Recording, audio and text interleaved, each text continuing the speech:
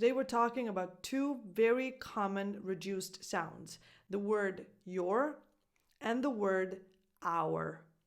Welcome to my channel, io sono Miriam Romeo e se capisci l'inglese ma non riesci a parlarlo come vorresti, then I would love to be your English coach. If you're interested in learning 5 great and easy tips that you can apply right now to reduce your Italian accent and improve your English pronunciation, then get your hands on a free mini pronunciation lesson by clicking on the link in the description box below. So I've talked about reductions, about reduced sounds in another video already, which I will link up here. But today we're focusing on two very common words, your and our. I'm going to show you how they're not always pronounced your and our. So let's start with your. The pronunciation of this word is, of course, your. But what happens when this word is in the middle of a sentence and it is 99% of the time not the most important word? It gets reduced. I'll give you the easiest example. What's your name? What's your name? If you really pay attention, I'm not really saying your name. If I go super slowly, then I will say, what's your name? But I didn't say it like this. This is too slow. Native speakers don't speak like this. They will ask you, what's your name? And actually, I think that you might pronounce this question like this already. What's your name? So maybe you're not aware of it, but you are already reducing the sound of your. What's your name? Your name. What's your name? Your.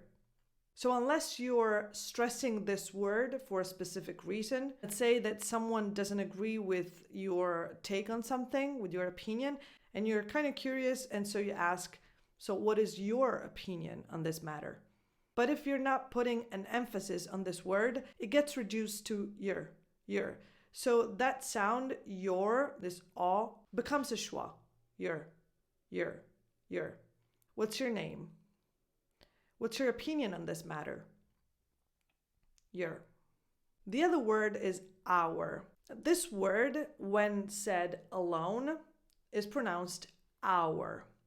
And again, if you're stressing it, like this is our home, then yes, its pronunciation is our. Just like our, this word, which has a silent H, but this word right here is a noun.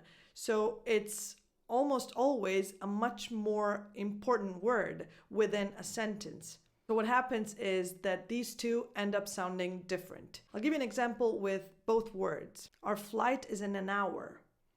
Now, hour with a silent H is fully defined, hour, in an hour. The first one is not fully defined. I don't say our flight.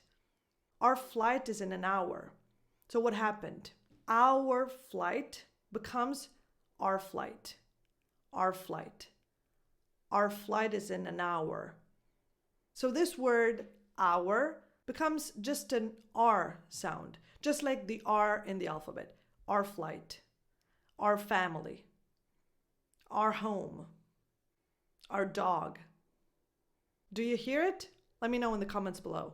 I'll give you another example with the words our and our with a silent H, but this time I'm putting them next to each other. Our hour together's over.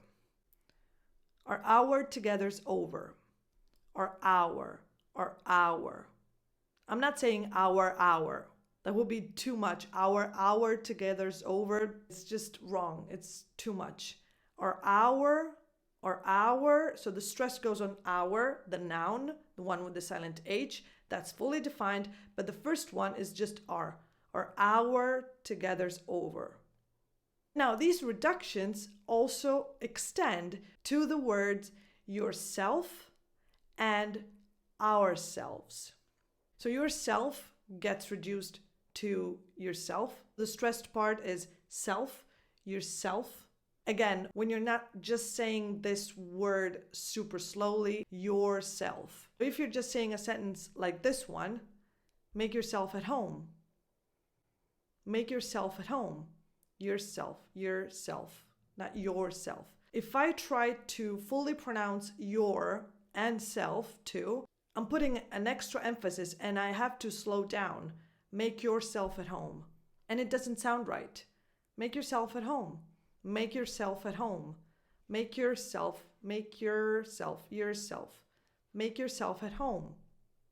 And the same goes for ourselves. In this one, the reduction is much more noticeable, just like in our compared to your.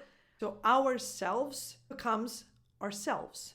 Ourselves. Again, the first part, the first half of the word is just an R, as in the letter R in the alphabet. Ourselves.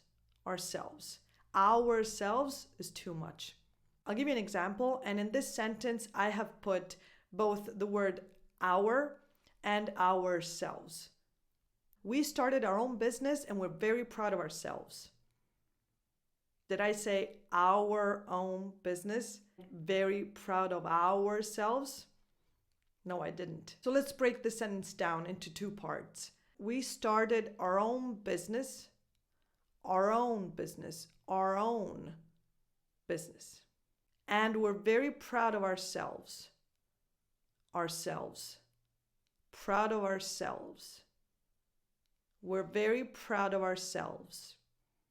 Let's put it back together and let's go slowly. But we're still going to reduce these sounds. We started our own business and we're very proud of ourselves. Let's go a little faster. We started our own business and we're very proud of ourselves. See, it just sounds better, it just flows better, so you don't have to modulate and move your lips a lot to say our own, ourselves. That's not necessary. So you can now go faster when you have to pronounce these words. Was this helpful? Let me know in the comments below. And if you want to work with me, contact me at this email address right here. Thank you for watching and I'll see you in the next one. Bye.